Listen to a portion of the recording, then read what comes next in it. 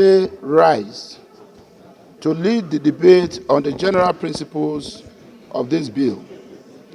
The bill was read for the first time today, 23rd of July 2024. Mr. President, Please, take your seat, distinguished colleagues.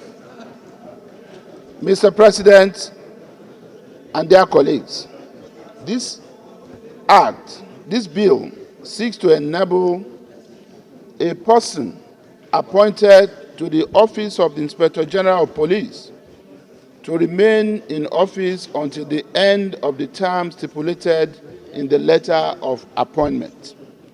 The bill aims to revolutionize police operation by enhancing accountability, modernizing policing method, and fostering a more harmonious relationship between the police and the community. Accordingly, Mr. President and distinguished colleagues, I hereby urge you all to support the quick passage of the bill. I thank you. I'm Lawan, I represent Yobe North Senatorial District.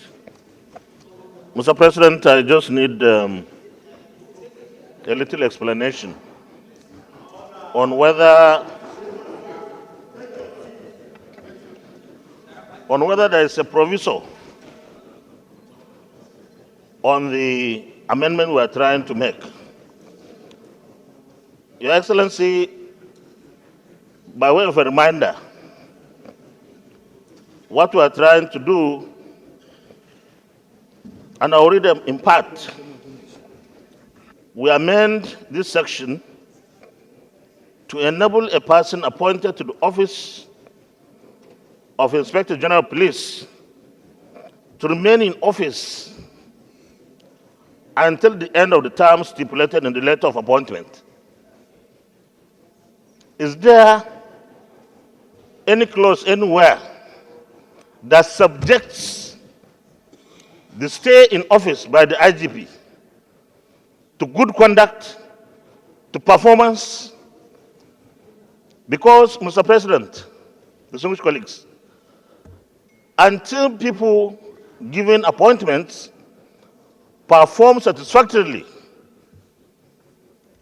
when we simply give them the opportunity to serve as far as the tenure in the letter indicates, I think that will be abused because somebody will feel he will not be removed regardless. And I think if there is no proviso, I have my worries here. Thank you, Mr. President. Well, state, I can imagine the work of a chief executive of a nation, irrespective of the tenure of the appointment, whether it's 3 years, even in local government, or 4 years as commissioner, where you are ineffective in your work. There are other provisos, there are other provisions, even in the Constitution, that gives the president or the chief executive the power to either suspend or remove such a person. It doesn't mean that a person must exhaust his tenure. I think it's subject to performance. I think it's subject to effectiveness. If you have a very ineffective police chief and you give him an appointment for 2 years, even if in 6 months he does not do well, you have a overriding public interest. You must let such a person go. And if the act says he should save his tenure, then you suspend the person because you still have the overriding power of suspension because of ineffectiveness. So I have noted your observations. Yes, distinguished Senator Dixon. Dixon, Bayelsa West. Mr. President, first, I would like to observe that it's rather unfortunate that in this country we've not been able to formulate set and steady rules aimed at strengthening the police as a service and protecting the office of the Inspector General of Police. It is not for nothing, Mr. President and my dear colleagues, that whereas the Constitution of the Federal Republic says that a president, any president of this country, is commander-in-chief of the armed forces. The Constitution does not say so of the police. The police is a different service altogether, a service that is intended to work for the people, for the due enforcement of the laws, and for maintenance of peace and order. The worry I have is that the amendment sought, no matter the intention, is seeking to make an appointment to last as long as the appointment letter lasts. So, if somebody has appointed a person as Inspector General for 5 years or for 10 years, what this Senate is being invited to endorse is that by this amendment, if passed, the person must stay in office for 10 years. I know, Mr. President, Senate President, you have observed rightly, too, that within this period, nothing stops the president from firing. But that leads us back to where we are coming from, which, as someone who started life in the police, we are very sad about. This Senate should rather think of a holistic review of the Police Act, aimed at strengthening, creating the institution, and insulating it from political pressures. We should elevate the office of the Inspector General to a level of justices of the Supreme Court, for example, or of those independent national electoral officers, for example, where the approval or two-thirds majority of the National Assembly or of this Senate should be sought. So this is a new dimension. I know that the Senate leader has said that the amendment is aimed at strengthening the office. But I think that this amendment, we should look at it carefully, particularly as it relates to somebody staying in office for as long as the office. An appointment that is created by the Constitution, the tenure and the way and manner the person should be removed should be in accordance with the Constitution and the prevailing laws, and not a letter of appointment. So I believe that in as much as this motion, this bill is well intended, the police needs a comprehensive review, needs institutional strengthening, which we fully support, that maybe, as a result of these issues I've raised and many more others, maybe we can stand down this bill for further consultation, and even consultation with the police authorities themselves and other relevant stakeholders, so that by solving a problem, we don't create other sets of problems. Thank you. Very distinguished colleagues, I listened to Mr. President, Senate President Emeritus, His Excellency Senator Ahmad Lawa. Very valid observation. I've also, like the rest of us, just listened to most distinguished Senator Seriaki Dixon.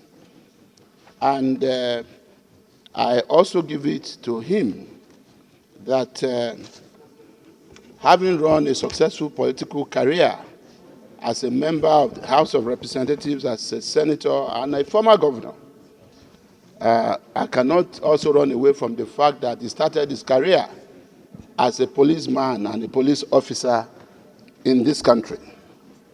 However, Mr. President, it's important that I made this clarification so that we don't center our debate around misconception. The Police Act 2020, in section 7, sub 6, has already defined, also as done by the Constitution of our country, has already defined the tenure of office of the Inspector General of Police. it says it is 4 years. And usually, when an Inspector General of Police is appointed, that is also stated in the letter. And if you look at what this bill is seeking to do, this bill is only seeking, to achieve that purpose, that you are appointed for a specific tenure, and you should be able to, spend that tenure in office, except where the appointing authority decides otherwise. Mr. President, from the chair, you gave instances.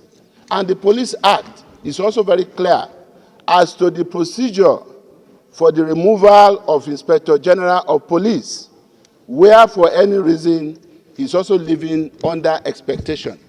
And this bill, sir, is also with reference to Section 7.6. Let's look at the bill again.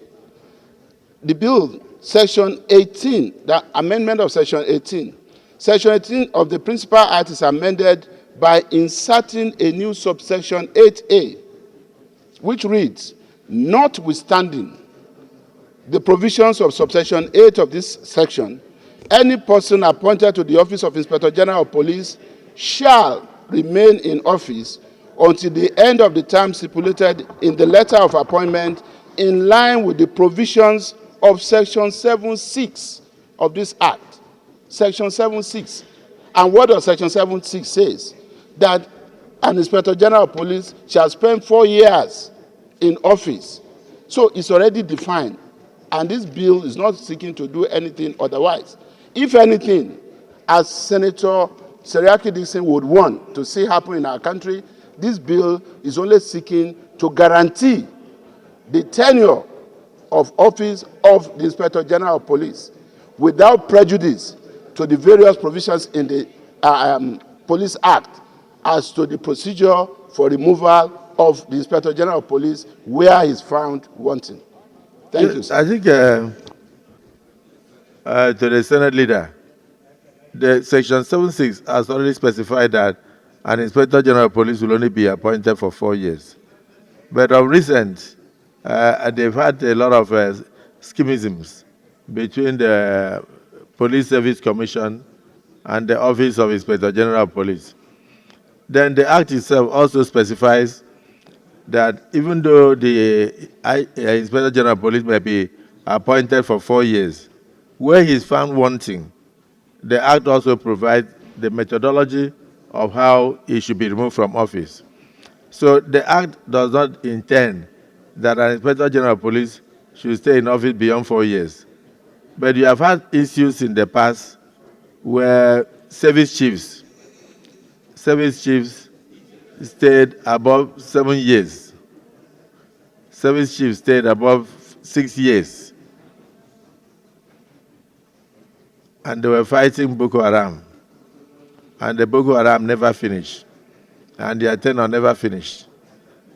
I don't know whether you understand my point.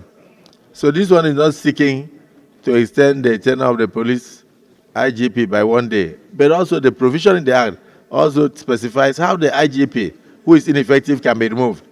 So what you are saying is part of what is already being done, strengthening the office to avoid a fight between the Police Service Commission and IG, and then at the end. So if the IG knows that he has 4 years and where he's effective, and where the appointer, the appointing authority, finds him, effective, then he has no fear with what the Police Service Commission is seeking to do.